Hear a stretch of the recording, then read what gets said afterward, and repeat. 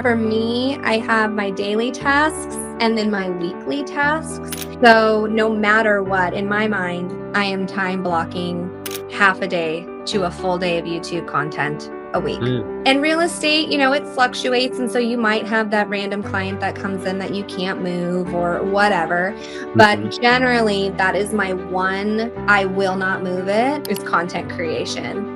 Love that. And I block it on there. And even if it's painful and I'm not in the mood to do it, I force myself to get out and do it.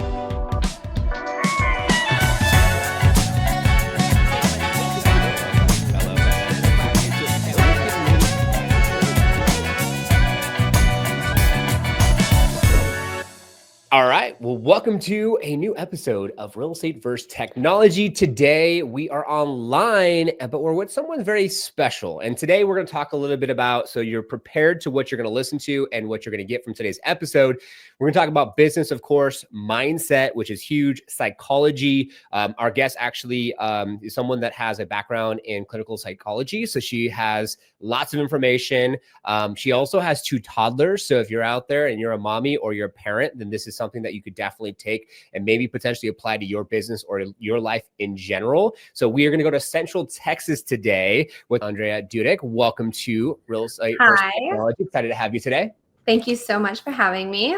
Of course, of course. And so it's so great to have you. And I know that we talked about doing this a while back. And, speaking of toddlers and your business and all the things that you have going on, you still fit it in your schedule. So first and foremost, thank you so much for your hour of your time.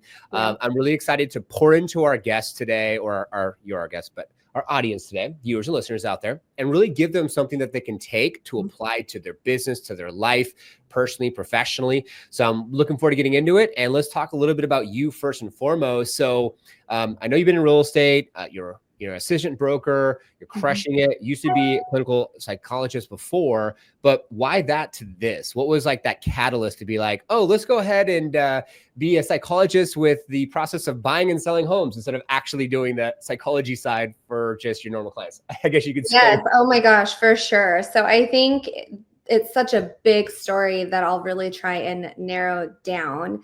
But I'm originally from Las Vegas, went to school to be a clinical therapist because my values aligned with it. I loved serving people, which, right, you could do that in any industry, but I'd always been really fascinated by psychology and therapy and just some of the modalities of it. And then just connecting with people on that level. And so I went into it. I loved it. I was successful with it.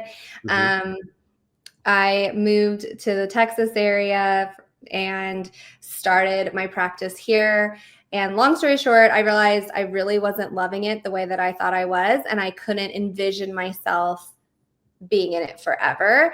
Okay. And I'm a really big proponent of, like, if you don't like something, do different. Why stay stuck? Why stay miserable? Just change it. And I think in every moment we're doing the best that we can. If we could be doing better, we would be. And so once we learn what we want, let's shift gears. So I'd done some exploration, and I'd taken this assessment, and it was called the Clifton-based Strengths Assessment. Interesting. Okay. And it basically highlights that all of us have these, I think it's 36 strengths within us, and to focus doing things in life based off of those strengths, because your natural weaknesses, you can only shift so much. But if you live in alignment with your strengths, you'll be more fulfilled. You'll be better at what you do. And when I took it, it was one of those epiphanies of essentially why I liked therapy, but didn't love it, but why I now love real estate and really thrive in it.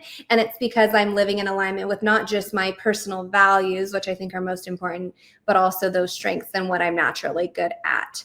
And so that was the simplest version of how I shifted over, and why I'm here. I love that. Well, first and foremost, congratulations. I think anyone who's viewing and listening, if you're out there and you're doing something that you're not committed to, why keep doing the same thing that's not in your alignment? And I love how you took what you had there, and I'm sure we'll talk about it in today's episode, applied it to your real estate business. So there's going to be similarities, but then doing what you more or less love. And what was the biggest calling when it came to like loving real estate? Why were you like, man, like this is something that's going to make the most sense and be in my alignment so I can do something that I love and be passionate about? Well, I think one of the biggest things, one of the biggest differences is obviously both are serving people and both are sitting with people in both really beautiful and great times, but also moments of discomfort. You know, you have to, and for me, it's normal. It's normal to experience both ranges of feelings. So I'm not put off by that. But with therapy is very abstract, right? Like you can come in and something can work for you one way, and someone can come in with very similar things going on and it might not work, or someone might be doing well and then fall apart. And I think that was the part that was more difficult for me, was I'm very much a doer and a list checker. Okay. And it was never complete, you know, it was, whereas real estate is, I can go in, I can serve you. There's these systems that go into place, and systems make sense, which I think goes a lot into what you do too. Yes.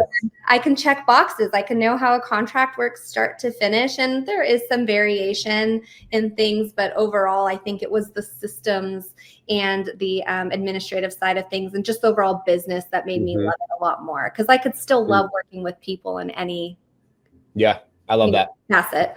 I love that for sure. I think the one thing that comes up for me, going a little bit deeper into the psychology form, nerding out on this segment, is that like when I can imagine therapists have a kind of like, I guess, a standard procedure, like you said, like something can work for someone, but not the other. And then someone can have breakthroughs and others can have like just meltdown moments. And when you're buying a home, there's a certain level of awareness, consistency, income, like you said, there's boxes that need to be checked, and those boxes have to be checked for someone to potentially purchase a home. So I feel like it could be a little bit more even kill with maybe the emotions outside of course, buying a home, For selling a home. Yes. It's an emotional roller coaster, right? Yes. But you could still serve and support, I can imagine, and use those techniques and best practices as a psychologist going through the transaction, whether it's a buy side, sell side, navigating those emotional responses to whatever's going on within that actual deal. 100%, because for me, that wasn't a wasted time of my life. I mean, essentially, I spent years in school to learn how to communicate with people, right? And to have conversations and how to validate them. And at the end of the day, I don't agree with everyone, but I can validate people all day long. It doesn't mean I'm agreeing with you. It just means I'm hearing you and meeting you where you're at. And so in definitely translating over, I can have these conversations, and I can pretty much guarantee that my clients feel very heard and understood when they end a conversation with me. So definitely a huge benefit to this career, I think. I love that. And that ties into the next segment, because we talked about before getting on air, how individuals say certain things that could be, maybe we'll say, self-limiting beliefs that maybe put them on a trajectory of maybe not being that top 10% that does 90% of business in the real estate sector. And that could be, you know, across the country, right? Anyone who's listening and viewing right now. And before we got on, you talked about how, you know, time in and time out, number one in your office. And you speak to individuals within your office, and they say these things that are like, I have kids, I have this, I have that you're hearing that maybe, you know, you can validate, but you have the same. Yeah. But you keep becoming number one in your office. And how do you deal with and go through the process of having children, you know, married children, you know, clients, YouTube, your social, like all the things that you have going on in your business, contracts, showings, you name it. How do you keep level headed, and how do you reach and become that top 1% in your office, and not let those distractions or self-limiting beliefs or those thoughts in your mind take you off your track? For sure. So, you know, this past year, I was number one producing agent out of almost 80, very close with a really good friend of mine that you're familiar with, Matt, right? He was number two, which again, I don't think that's coincidence. Matt and I being number one and number two last year, probably by one solid closing. Wow. Right. But we talk every day and we support one another. And what systems are you doing? How are you growing? What's working for you? What's not working for you? And working even though we're not a team, but working as a team and in collaboration, we're witnessing each other like grow together, which is so awesome. And then the years before, not number one, but consistently in the top 5. And I'm seeing that growth, especially not being from this area. To me, I mean, as long as I'm growing, I'm happy. Like, you know, and I think it's just, my mindset is very much focused on just doing the right thing, constantly growing, constantly surrounding myself with strong, like-minded, positive people. And so, yeah, I really kind of refuse to be, I think at this stage of my life, especially, like, dragged down by negativity. I mean, there's so many studies out there about you are the people you surround yourself with, or, Yep. and I think for me, being very successful has been attributed to mindset, which to be honest, like, every new agent has the same self-limiting beliefs, I think, getting started, because it's new and you're like, am I doing it right? I'm not successful at it. It's a long game, which Yep. again, I think is very much with what you do, right? Mhm. And so being patient and the grit and sticking with things, the consistency, I think, just being consistent with what you're doing, because it pays off over time. Having the hard work, and just like, I love work. Not everyone loves work, but again, in the strengths-based assessment that I was telling you about, well, now I'm doing things that I'm naturally good at, so I love it, and it's fulfilling. And like I said, just being involved with people that are similarly mindset, even my friends, like, I have very strong, empowering friends in my life. I think a lot of women are scared of other women, and women can be very mean. Like, they can be so mean. Yes. But my best friends are some of the most bold and strong-willed and, like, language, like, badass people I on love this it. planet. Yeah. And we all support each other. Like, what are you doing? I'm like lifting each other up. Mhm. And of course, my husband, like, he is so proud. He's proud of who he married. There's his egos aside. I mean, he has his stuff. He doesn't feel limited by the things that I'm doing or my success. He shows up for me. He watches the kids when he's not working, when I've got to do showing. So I think if you are not surrounding yourself with a positive mindset and people that lift you up and that encourage you, like, you're not going to be successful in whatever you do. Wow. That was very well said. And what comes up for me is, from the years of being in the industry myself, is that, and this might be someone who's viewing and listening right now, it comes up from the perspective of individuals be like, well, I don't want to share my secret sauce, or, oh, well, I remember back way when, like, I had agents saying something about LinkedIn, and like, oh, well, can my people in my office see who, like, my clients are through LinkedIn and my connections? I'm like, whoa, don't even worry about that. It doesn't even matter. The fact that you and Matt are collaborating and coming together, even though you could say that you're competition, but really, I feel like the competition is just competition of, like, you are your own competition. It's like getting out of bed and getting to the gym, or eating healthy, or making those phone calls, doing what you need to do to get to, the goals that you wish to achieve. And so kudos to you and Matt. Shout out to Matt. We'll have to get him on the show. We will. For doing that, for going back and forth and having that camaraderie. And thanks so much. Plug to Liftoff Agent, who sponsors our show. If you don't already know, Aundrea was with us, and so is Matt now because of you, and you connected him. And I know other agents too that are like, oh no, I can't share who I'm working with, or who I'm, who's helping me have success within my business or whatever. And it's just like, I like how you're collaborative with it. So it speaks to your character. But no, I love that. And I think moving on from this segment seamlessly into the next segment, when it comes to, okay, so we talked a little bit about mindset for the viewers and listeners. Now let's talk a little bit about, like, the checklist, right? So you have the mindset. Now you start moving the needle forward with your prospecting and going out to open tour, like broker tours or what have you, office meetings. And then how have you started to check the list when it comes to, like, technology to, like, get to that point of being like, okay, this is what I want to do. This is how I'm going to do it. And this is how I'm going to start to see the ROI from it. Sure. So what I was going to say, that the thought that escaped me was that, no, but it ties into this. It's like, you can share things with people all day long, but it doesn't mean they're going to do it. Because a lot of times their mindset will go back to, well, it's working for her because she has the money to do it, or it's working for her because she doesn't have 4 kids. It's like, there's always going to be something. And so what I found is that a lot of times people just don't do it anyway. And even if they do, like with Matt, and even with, working with y'all, we're two entirely different people. I mean, if there is a buyer or seller looking at our pages, Yes. they're either going to pick me or they're going to pick him. They're going to pick the young blonde girl. Well, I guess I'm middle-aged now, middle-aged blonde girl, or, you know, who's has this background, and I feel like I'm fancy schmancy, you know, compared to Matt. Whereas Matt's like, he'll probably throw out some swear words, and he's military, and he's just like unapologetically him, and his audience loves him for that. Like, great, then let's dominate the market together, because we have totally different audiences. Why wouldn't we want to do that, you know, and like learn from each other and help each other grow?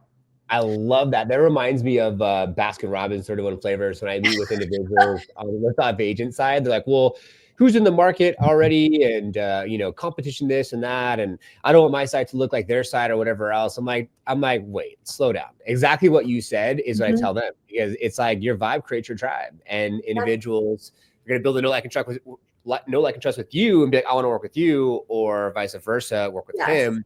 So I love that. Yes. And on top of that is like, what a great referral network, because if I get a lead, especially if I'm really busy and I hear that they're military and I hear a certain thing, well, great. He's my smooth handoff that I know is going to have similar systems. And so to answer your question, the systems, like leading into liftoff, I think a lot of agents are afraid to invest in their business because they are slow. But I think one of the best things you can do is invest when things are slow. When the market was, well, it's still kind of brutal, I guess. Well, it is. When it was really, really bad, I doubled the money that I was pouring into my lead gen. This was before I met y'all. I doubled my money into there, because I said, well, I know what is the thing that's working? It's that. If I didn't have that money set aside, I probably would have gone and pulled out a personal loan, which I don't know if that's the best investment advice, but to pour into what I know is working, because I have faith in myself. I know that I'll work it, and I'll, like, historically, I'll close the deals. It's just doing those systems. So, you know, when I came across y'all, I found you guys through people that were doing it and working with you. And then I'd had the conversation with you. And of course, that conversation, it made sense. Like, all of it made sense. I was able to see the other websites on your page. I loved the integration between the YouTube, pulling in all of the YouTube onto my website. But really just, I don't know if this is like a good time to talk about it. You're good. Okay. But just like the systems of it all. And I really think real estate in general is just finding the formula and replicating it. And then maybe tweaking it, like being willing to adapt and tweak when the market requires it, like AI and all this stuff coming in. Like, you have to adapt and take on some new things. But if a formula is really working, why not just continue it or blow that up? Yes, exactly. And so when I saw other people doing this system and working with you, I thought, well, why reinvent the wheel? Like, let me go and try it. And so your systems are very good. And someone who notices systems that really stood out to me, especially with my call with Smith too, because he's like a little genius. Shout out Smith. He is. The way his brain just, you can tell, just so quickly moves and moves. I just was watching him in the call create this website and create these ideas, and he immediately knew what I was talking about, because for you guys, you specialize in this industry. Makes a huge difference. You very much know what we're talking about. Like, you've seen it. You've heard the questions. You know what we're looking for. And then you can drop ideas. Like, he would suggest things that I hadn't even considered. And so, yeah, I mean, having you guys to do that and just take that off and pull back. Because some people will say, how do you do your Instagram and your YouTube and your that? And it's like, well, because why am I going to spend 4 hours of my time or 10 hours of my time learning how to video edit a week or whatever? Yes. I could be spending those 10 hours and converting a lead or making the calls or going to coffee with someone that's going to convert. That's the best use of my hourly. Let you guys do your thing, 100%. I love that. And it's so true, because I feel like people get caught up of just it ties back into what we talked about earlier, getting out of your own way. And individuals have those thoughts that come up because of kids or because of external influences. And they think that this external influence is going to be the reason why they internally can and cannot have the success they desire, or hopefully they desire to have. And so that's where it's like you said earlier, just now, about the whole like Smith already knowing what you wanted, is because each meeting we have, we learn something new that helps us have more success with the process of being able to be of service.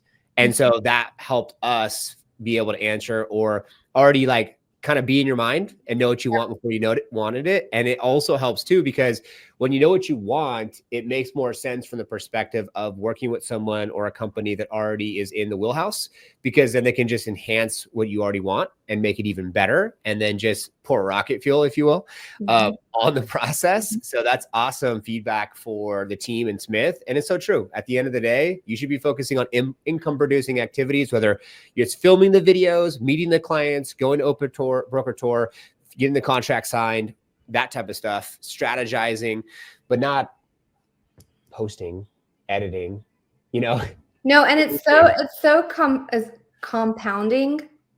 Everything that we do is so compounding. And I don't remember what book that talked about. It's like the compound effect, maybe.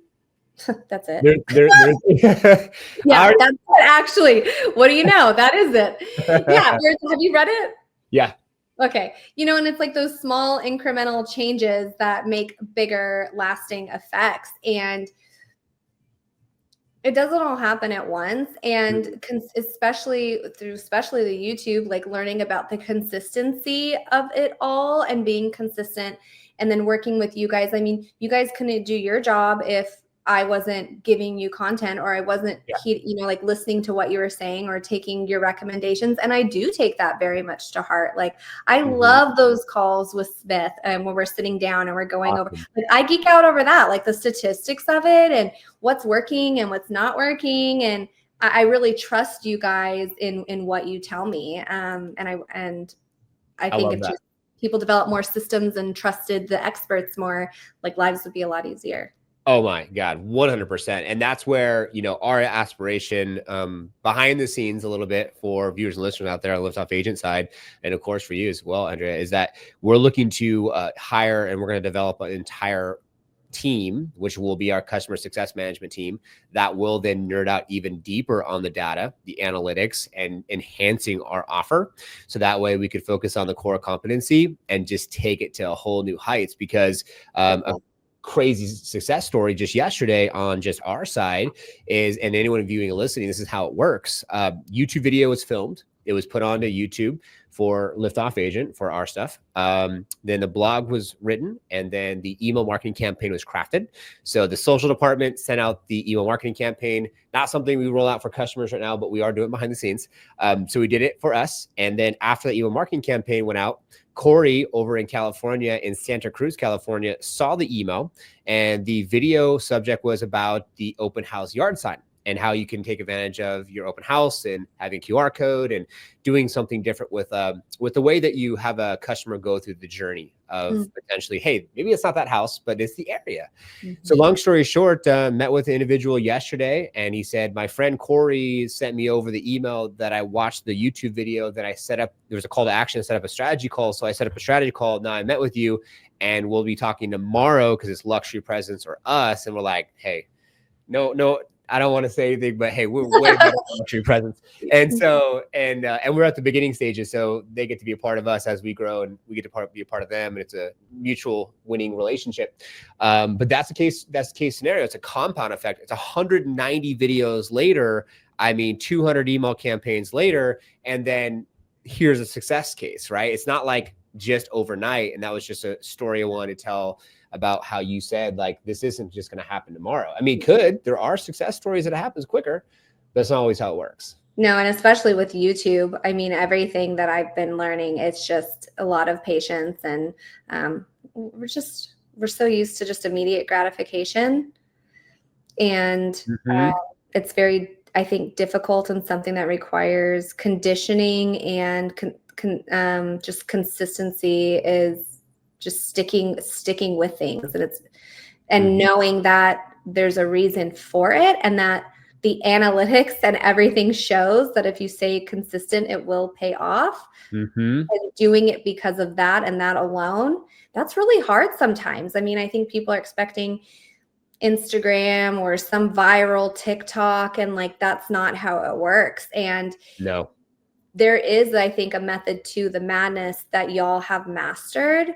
And that's the part that I get really excited about, is like trusting you with that and being able to see that when we meet. I really appreciate that. Yeah, because it's a process. If anyone's out there, even if you're doing your own, you're building systems and processes, whether it's a CRM system and you have the automation on like call, text, email, or it's YouTube, putting out content, staying consistent with it, and then driving those individuals with the funnels. And just yesterday when I had an individual with a gentleman, we're going back and forth, and it's just like I feel like the viewers and listeners out there have to remind themselves that like your offline activities should support your online activities. And so whatever you do offline, whether that's filming the YouTube videos, going to open house, broker's tour, signing contracts, going to a local business, like that's all content. And if you could turn that into content and then be able to say, hey, if I'm going to hold this open house, if there's 25 families at the open house and I can only talk to 5, well, I'm missing the other 25. And so what can you do to have a higher conversion rate with utilizing tech, QR codes, landing pages, websites, videos, automation, where then you can be able to then serve the entire 25, because there's not 25 of you, right? There's only one, and you want to be undivided, right? You don't want to be bouncing around and trying to be a ping pong ball. You can't be as effective. No, it's missed opportunity. And there are if they don't see you, then it's on to the next one, because there are people putting themselves in front of other people. Yeah. Little funny tidbit, like my husband bounced out of his medical profession to try real estate last year. And he very quickly went back to the medical profession.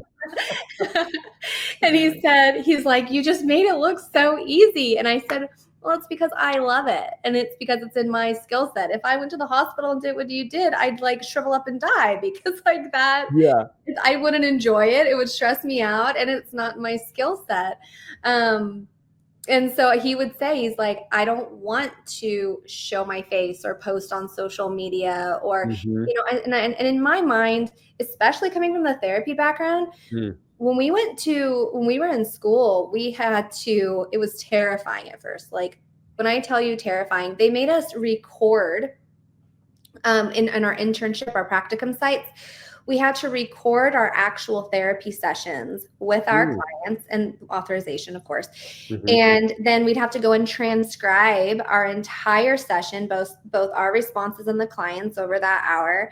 And then we would have different skills that we were trying to enhance, and we'd have to call them out. Like, when did we do reflective listening? When did we do reflecting content? How many pauses did we have? All these different things. And then present it in front of the entire cohort. And at first you were like, it was so scary and embarrassing, because you're trying to learn all these new things. And then over time, just like anything else, it becomes very normalized. Yeah. And so for me, I don't care to see myself on camera anymore. It doesn't bother me. And I think a lot of people, I don't want to be on camera. I don't want to record this content. And it's like, why not? If you have to get in front of people, and if you don't, someone else will. Yep. And it's not gonna be anything profound. They're just who they are. So yeah, I love that. I think the biggest thing that sticks out for me, and it's funny because there's something called, and I did content on this with our YouTube channel, is parasocial relationships. And this is the new currency. It's like, if you can be able to take whatever the percentage is, 1% of someone's like mental capacity from the perspective of, we'll say psychology and subconscious or even consciously, just 1%. And so they watch your social media, they watch your YouTube, they see what you're up to, then they innately are taking responsibility to tune in your success, what you're up to. Like what comes up for me when you just said what you just said was that story, either as a story or a post, when you were showing a home or as a closing day and it was raining and you weren't expecting it, but you just did a random video talking about, oh my God, well, this just happened. And oh yeah. And then you had like your shoes got all wet. And I I was like soaking me up to my kneecaps. Yeah. And I joke with you about taking your shoes off and grounding. You're like, oh, it's gross. And so, it's something like that where it's like in the real moments, like people get to see you and your personality and who you are. Yes. And but that stuck out for me. And for some reason, that thought in the back of my mind is still there, but there's no value that, like, I don't know why, it's there, but it's still there. And so I think people need to realize that, just like when you watch your favorite TV show, right? You're watching these TV shows and you're building these relationships with these actors or actresses, and then you just absolutely love them. Well, it's just like, hello, like Aundrea is like an actress, right? Like you're just, right? Like you are, but you aren't. You're just being you, and you're using tech, right? And sometimes I do have to, record a couple times, but it's funny, right? Because those are the ones that stick out to you, or when people are just being authentically them. Yes. And it's something that simple. And so I feel like more people should be more authentically them. And it's great these days with technology. Like, for example, like I was held back in grade school and had a learning disability in two of my ears. And for those that don't know, and I am not the best writer. So my wife always tells me, like, period, punctuation, run on. Okay, ChatGPT, copy, paste, ChatGPT. And then, and tell it the prompt. I want this to be a shareable, likable, commentable post. Here's my write-up. Boom, gives it to me. Posted something yesterday about the success that I've had and how grateful I am, and how it's not about the big house and the nice cars and stuff like that. They're just tools and experiences and fun. And I got a bunch of freaking feedback from it. So I think, who's listening, you can leverage the tech to help you be able to have success, even if you're not good at reading or writing. Leverage the tech and the people. Yeah. Like the people that aren't, it's like, I don't enjoy going, and I personally don't enjoy going and trying to do staging consults or putting together closing baskets. I love learning about the people, but I'm not a creative in that respect. So I outsource those sort of things. I get the information from the clients and I outsource those things, and everything I do, it's like it saves me time to focus on the things I really I need to be doing, which is the relationship with the client, which is the business, being in my business. I love that. And then everything else can support that when you have the team, and then you have the tech, and then the conversation subsides in person, and then they go and they see you on Instagram, they hear about or see your video because they subscribe on YouTube, and then you can keep up with that relationship or touch point, and you don't even know you're doing it. Or they go and see you on Google. Oh my gosh, crazy story. So I have only been with you guys for, I think, 8 months now, maybe. Yep, something like that, since like October, November. And doing the YouTube thing, and I'm in Central Texas, right? Well, I got a call from an Austin agent, and Austin is about an hour south of me. And she was saying, hey, do you serve the Killeen area? And I said, yes, I do. It's part of Bell County. That's my area. I'm friends with this girl. And she's originally from California. And she said, well, and stick with me, she's like, one of my past California colleagues has a client that's moving here. They're moving to that area, and I just feel that might be better suited for you because I'm just a little far away. I said, that's great. So she connects us. Nice. We have a conversation, me and this gentleman on the phone, and we're chatting through, and I'm like, oh, hi, my fellow West Coastan, because I'm from Vegas. And he said, it's so crazy because her name was Nancy. When Nancy said she was going to refer us to someone and she said your name, we felt like it was fate because we'd already been watching your YouTube videos. Oh my God. And I was like, oh my gosh, that is so cool. Like, wow. Full circle. They hadn't contacted me through YouTube. Some random Austin. And I'd Wow. already been in front of them, and they'd already bought into the process because they're like, we already know you. We feel like it's fate. We've been watching you. And so it kind of took us notches ahead in our relationship. But it was just amazing to see how far away we were. But they were already on their way to me. And you never know, Wow. like where you are in front of people. It's like the universe. It's like you put it out there, you put in the hard work, you come from an honest, loving perspective, right? You're doing good by others, and then the universe is like giving you these like rewards. It's like, oh, here you go, oh, here you go, and that's so cool too, because I can imagine for them, once they found out they're talking to you, and then they heard the name and they connected the dots, they probably were so much more excited, like, oh my god, like. Yes.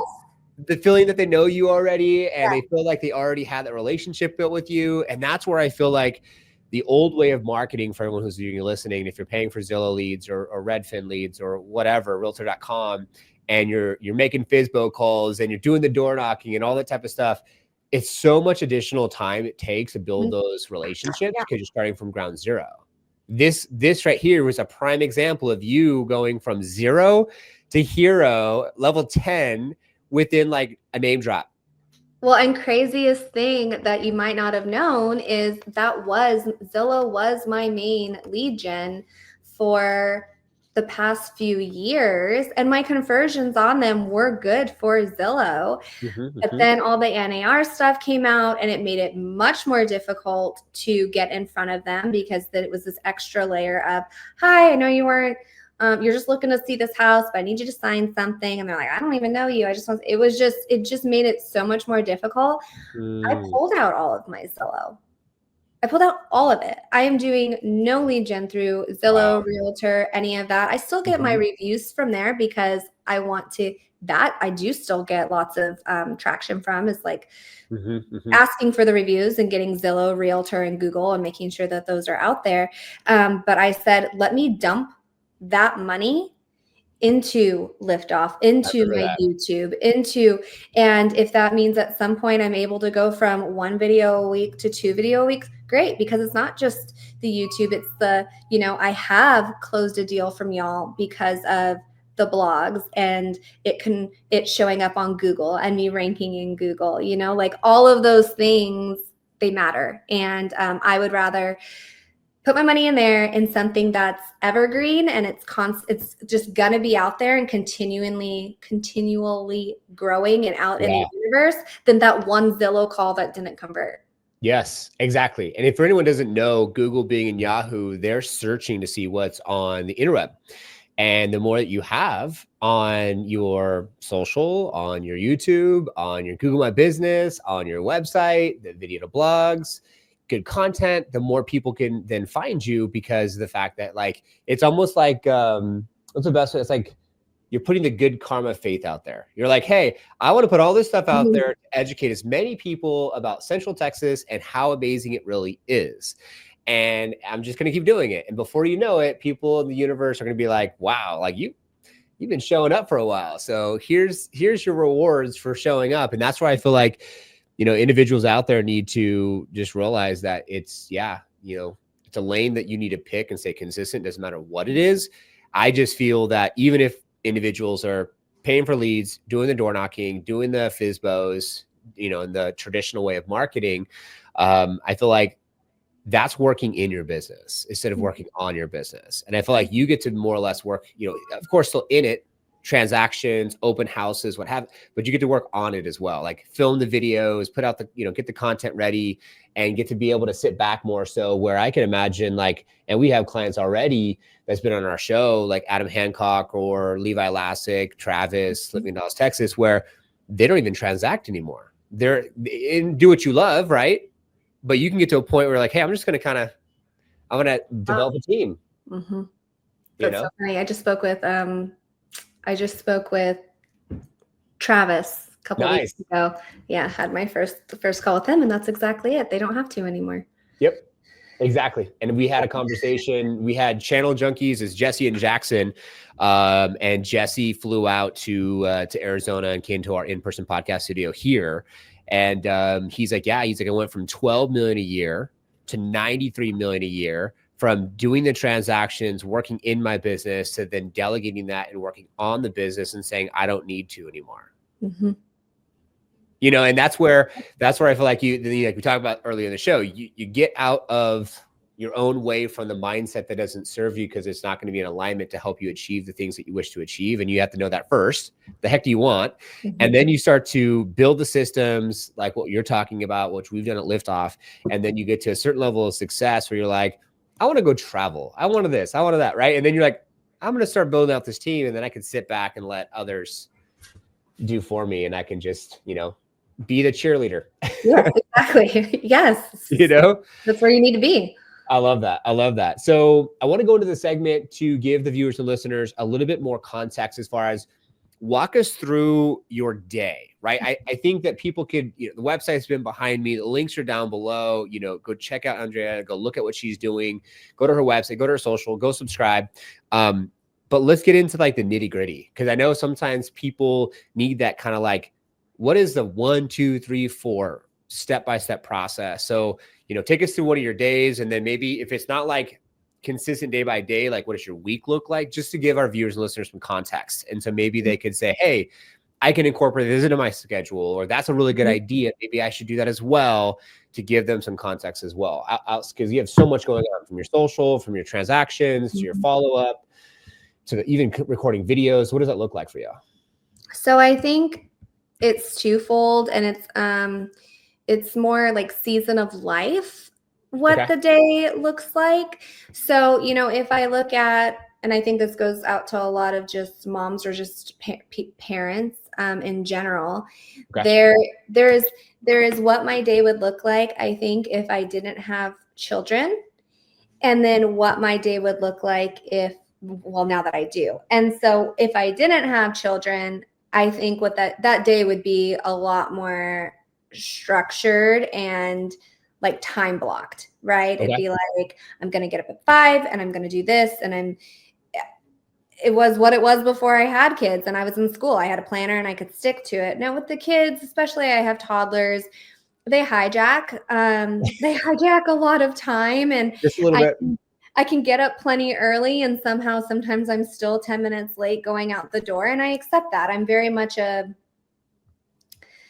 there's only so much we can control. So how do we lean into it and adapt to it and whatever? And so I think my life now, my systems are a little bit different, but they work for me, right? Like they work for me, and they work for me because I outsource and have to offload things that I don't have as much time to do because of family. And some of these very successful people that you're speaking about, they do too, that's how they make time for their families.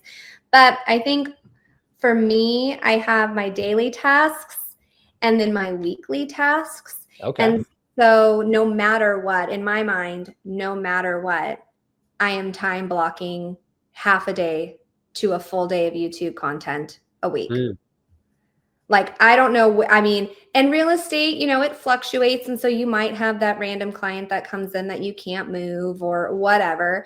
But generally, that is my one, I will not move it. Is my content, is content creation.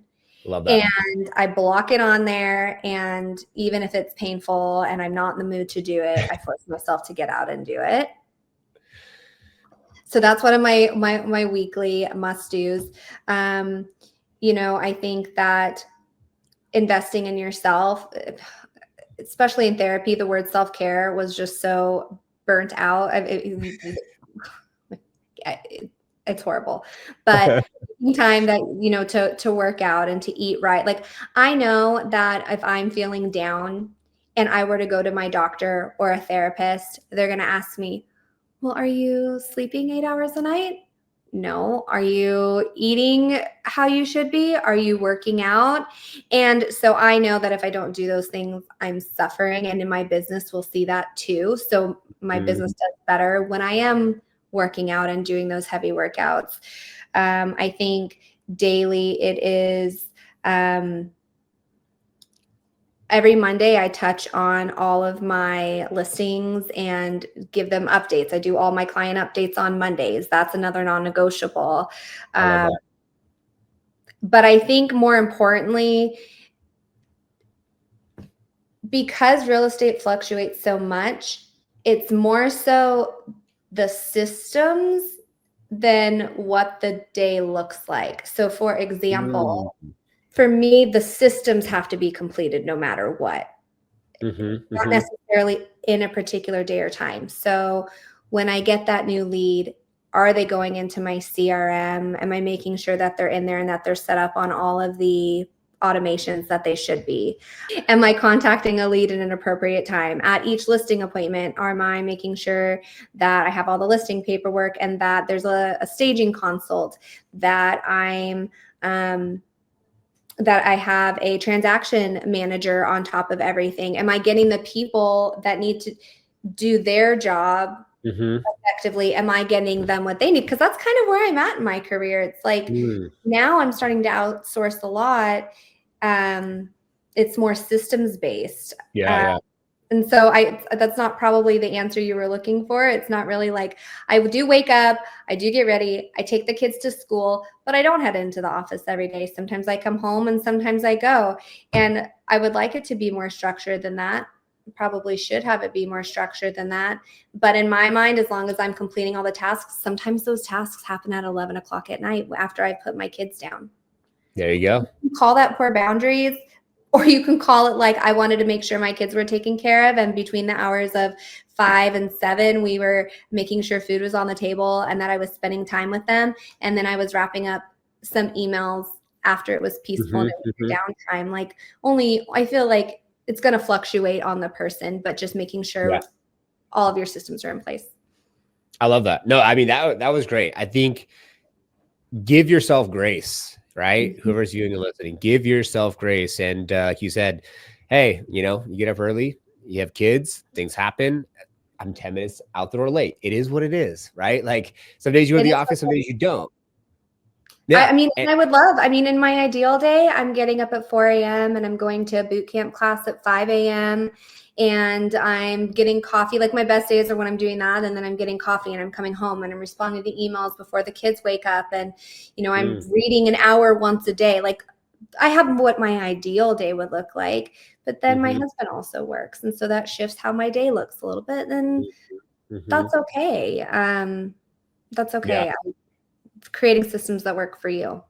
I love that. I feel like, for this segment, it's also something to take in consideration too, for anyone who's out there and can relate to this, is that we get hard on ourselves, right? Like if we don't do that ideal day, that could be a negative thing for some, where they're like, oh my God, I had this perfect day and it didn't work out because this happened to me and that happened to me and all the things. And oh my God.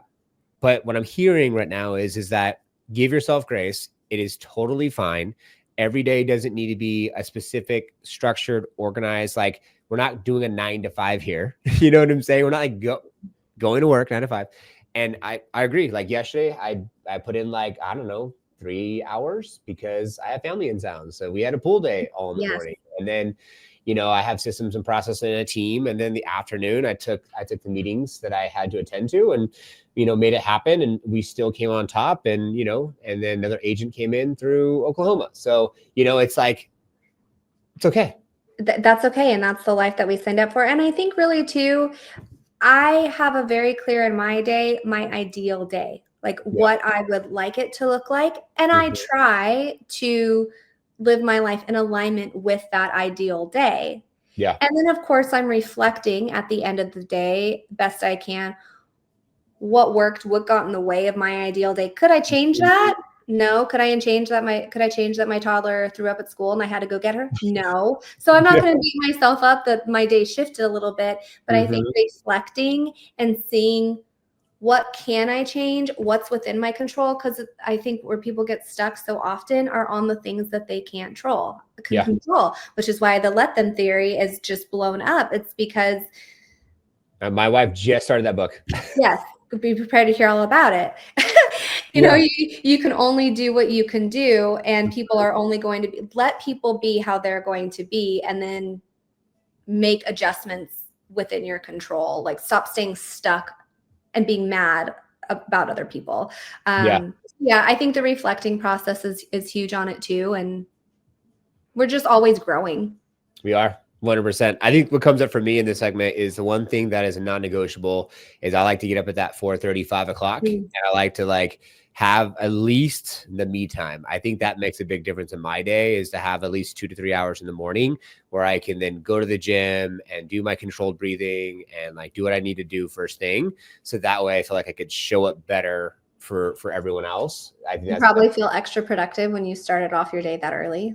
yes, exactly. Yeah. It's like such a good feeling when 7 o'clock rolls around and you're like, I've already gone to the gym and I've already got my coffee in me and all Yes. these big things are already started. It really sets the platform for the rest of your day. It does. It does. And that way, if something does come up, you know, the toddler, the this, or that, whatever, like it's like, okay, it's fine. Like I have more bandwidth to be able to go through the process and just like take a deep breath and then handle whatever needs to be handled. And I do feel like sometimes like, you know, the whole wake up on the wrong side of the bed can happen when it's like you have to like get up and rush into the Yes. day. Oh my gosh, yes, being rushed. Being rushed. That's the worst. And it's like, hold on here. You don't have to be rushed. Don't. I'm with that. Yeah, I love that. I love that. No, we've gone and traveled on various different segments of the episode here. And I really appreciate our viewers and listeners. I hope you're taking things from our episode that you can really apply to your business because we are getting closer to the end here. And so now outside of routine and systems and process and everything else, what does it look like? Last segment would be, what does it look like for your vision? And did you envision where you're at today in the past? Was this something that you could say manifest or had a vision board or whatever? Like when you think back 5 years ago, 10 years ago, whatever, and you think where you're at today, does it look like what you kind of envisioned? I'm going to get beat up so hard from some people for saying this. It's all good. But I have this mentality where I do set goals. I do set goals, but they're not monetary. And so it was never like I'm going to make X amount by my whatever year. And I think for me, I just live life in alignment with my values. And that's what fulfills me, not the goal, if that makes sense. And so like I value being kind to other people. I value hard work. I value showing up, doing what I say I'm going to do. I value community and connecting with other people. And so every day when I get up, like I'm naturally doing those things. I'm working hard. I'm showing up. I'm checking myself on being a good person. And then naturally, because of the compound effect, the success and the business and the relationships, because I'm living a life in alignment with my values and skill set, it just continues to grow. And so I am driven. Therefore, I am always looking to do better than I currently am. You know, so like every year I'm like, oh my gosh, my business just keeps growing and the calls keep coming in. But it's because I'm focused in that moment with that person and doing the right thing, and they're feeling that. And so that's growing my business. And so, no, I didn't.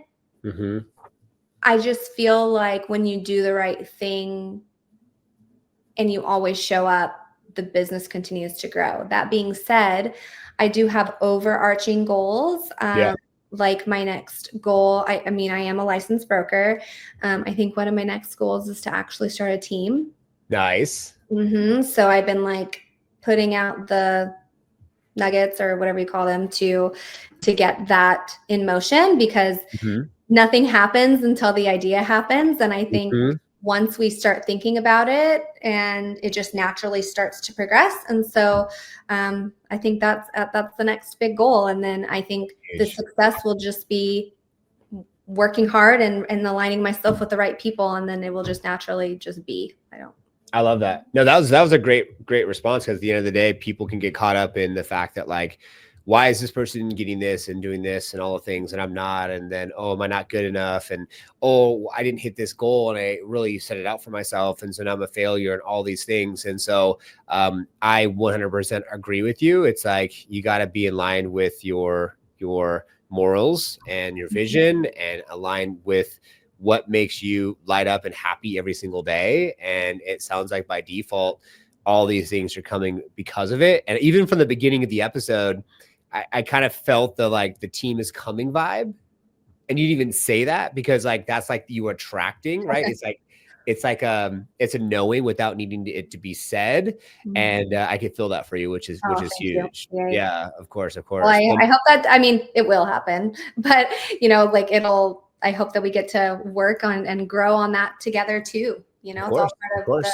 Yeah, we work with teams. The system. We work with teams and brokers, and then we could set them up with success, like what you've done with you as well, and definitely take care of them and all the above. But this has been a pleasure, and it's been 8+ months now since working at the Liftoff Agent side. We've been wanting to do this, and I'm glad that we put it together and made it happen. And before we do close out, is there any like last piece of advice, golden nugget, something that just kind of comes up for you as we close out that we can give to our viewers and listeners?